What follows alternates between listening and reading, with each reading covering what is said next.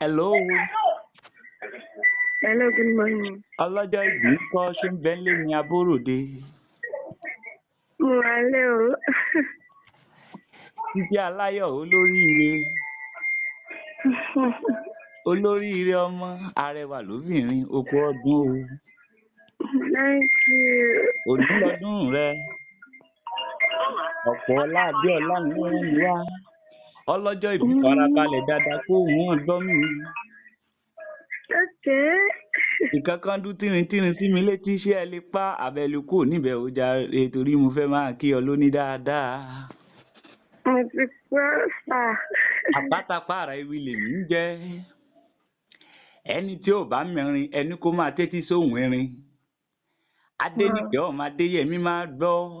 Òní gangan lọ́dún rẹ. Ọ̀kan pàtàkì ni wọ́n jẹ́ nínú àwọn olóòní ọ̀fọ̀nì.